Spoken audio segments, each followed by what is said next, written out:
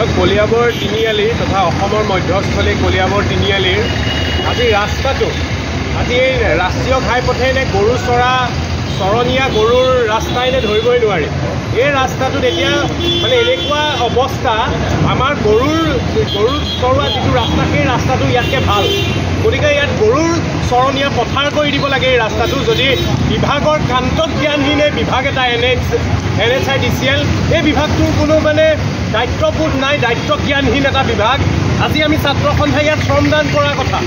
আমি আজি বোলো শ্ৰমদান কৰিম। ইয়াত ইমান বৃহৎ গাঁত, ইয়াত বিভিন্ন ধৰণৰ ৰোগীসকল যায়, গৰ্ভৱতী মহিলাসকল যায়, হস্পিটেললৈ ৰেফাৰ কৰে। ইমান এটা গুৰুত্বপূৰ্ণ ৰাষ্ট্ৰীয় ঘাইপথৰ এই অৱস্থা হ'ব পাৰে নেকি?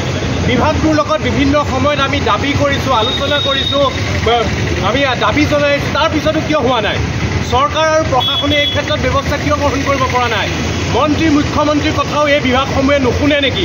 এইসকল ব্যক্তিগত কোম্পানীয়ে এইসকলৰ কথা নুশুনে নেকি? নে মুখ্যমন্ত্ৰীৰ কথাও তেওঁলোক মুখ্যমন্ত্ৰীতকৈ ওপৰত নেকি? প্ৰশাসনৰ কোনো ব্যৱস্থা নাই।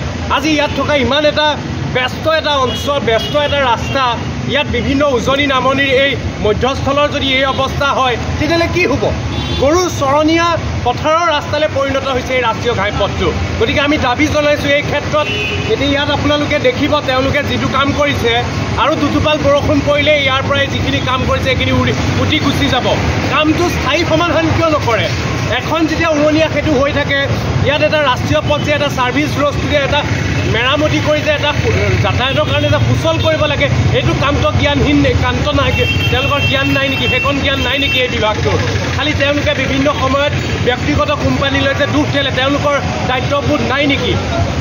আৰু এটা কথা ক'ব বিচাৰোঁ, এইখন উৰণীয়া সেতু, ইয়াত যিসকলে এবাৰ আমাৰ ADRE পৰীক্ষাত গৈছিলে, ADRE পৰীক্ষাৰ্থীয়ে ভাবিছিলে এইবাৰ উৰণীয়া সেতুৰে তলেদি যাওঁতে তেওঁলোকৰ প্ৰশ্নত আহিব বুলি ভাবিছিলে, অসমৰ ইতিহাসৰ সৰ্ববৃহৎ পলম হোৱা উৰণীয়া সেতুখনৰ ক'ত অৱস্থিত বুলি এবাৰ প্ৰশ্নৰ কাৰণেও সাজু হৈছিল বুলি আমি পৰীক্ষাৰ্থীৰ পৰা জানিবলৈ।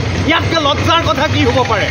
কলিয়াবৰৰ ৰাইজে ইয়াত বিভিন্ন আমোলা মন্ত্ৰী মুখ্যমন্ত্ৰীৰ সৰ্বপ্ৰথমে মই সংবাদ মাধ্যম আৰু ইলেক্ট্ৰনিক সংবাদ মাধ্যমক মই কয় হাত ধৰি মই প্ৰাৰ্থনা কৰিছোঁ। সংবাদ মাধ্যম আজি 10-12 দিন ধৰি বৰষুণ নেওচি তেওঁলোকে কলিয়াবৰ তিনিআলিৰ যি গাঁতখিনি আছিলে তাৰ ওপৰত যিখিনি তেওঁলোকে ব্যাখ্যা কৰি দেখুৱালে, লগতে ময়ো আছিলোঁ। গতিকে সকলোকে মই আপীল কৰি ধন্যবাদ দিলোঁ। তেওঁলোকক এইটো কাৰণে গণতান্ত্ৰিক বিভাগক অকণমান গা লৈছে যেন লাগিছে। এই গা লোৱাটো কিমান দিনৰ কাৰণে মই নিজেই নাজানো। এতিয়া আপোনালোকে চাওক, এইখিনি কথা কোৱাৰ পিছত ইয়াত বালি আৰু কেইটামান পাথৰ দি পেলাই গাঁতটো সমান কৰি থৈ গৈছে। এই পাথৰ গুটি আৰু গাঁতকেইটা বালিখিনিয়ে কেইদিন যাব? আজি আপোনালোকৰ ঘৰতে যদি এনেকুৱা চিষ্টেম কৰি থয়, এটা গেম হৈ যায়, আজি কৰে কেইদিন যাব? দুদিনৰ কাম, এয়া হ'ল তাল মৰা কাম আমাৰ কলিয়াবৰ। বিভাগক মই এই মাধ্যমৰ যোগেদি আমাক বিষয় জনাইছিলোঁ, আপোনালোকে এনেকৈ নকৰি যদি কেতিয়াবা অলপ পৰিৱেশ। এতিয়া দুৰ্গা পূজা আহিছে, কলিয়াবৰ তিনিআলি দুৰ্গা পূজাৰ সময়ত কিমান এক্সিডেণ্ট হয় মই এতিয়া আজি পাৰি মই দেখিও আৰম্ভ কৰিম আৰু কেইটা হয়। গতিকে গণতান্ত্ৰিক বিভাগৰ এই লেতেৰা স্বভাৱৰ এই মনোবৃত্তি যদি হয় কলিয়াবৰ তিনিআলি, চাওকচোন কিমান লাজ লাগে। বেচনত ঘাট যিমান হয়, এইটো গোটেই সৰ্বভাৰতীয় ৰাস্তা, গোটেই সৰ্বভাৰতীয় ৰাস্তাত এই ৰাস্তাটোৰ ওপৰত গোটেই সৰ্বভাৰতীয় মানুহ অহা যোৱা কৰে, তো কলিয়াবৰ ৰাইজ অহা যোৱা কৰে। গতিকে আজি সংবাদ মাধ্যমৰ যোগেদি যিখিনিয়ে আমাৰ বাতৰি কৰি হৈছিল তাৰ বিনিময়ত আহি এই গাঁতটো ফুটিছে, তাকো এই গাঁত হ'লেই চাওঁ, এই আকৌ ডবি দিওঁ। গতিকে আমি কি কৰোঁ বাৰু? গতিকে গণতন্ত্ৰ বিভাগক কালি যিখিনি মানুহে কৰি গৈছে অকল তেখেতসকলক মই ধিক্কাৰ দিছোঁ। আৰু মই এতিয়াও সংবাদ মাধ্যমৰ যোগেদি মই যিখিনি কথা কৈ আছোঁ মোৰ নিজৰ ব্যক্তিগত কথা নহয়, সেইখিনি মই কলিয়াব আৰু অসমবাসীৰ ৰাইজৰ কথাইহে কৈ আছোঁ মোৰ মাধ্যমৰ। গতিকে মোৰ মাধ্যমৰ যোগেদি মই কৈ যাম, কিয়নো মই ভাই নৱহাজৰিকা ভয়কৰ মানুহতকৈ মই নিজে দুৰ্নীতি কৰা মানুহ নহয়। মই কাৰো ওপৰত ভিক্ষা কৰিব পোৱা নাই। দৰকাৰ পৰিলে ভিক্ষা কৰিব হ'লে মই বস্তালৈ ৰাস্তাকেইটাত বহিম, লগতে আপুনি 10 টকা কৰি পাই দিব। গতিকে মই আজিও ক'ম, এতিয়াও সময় আছে।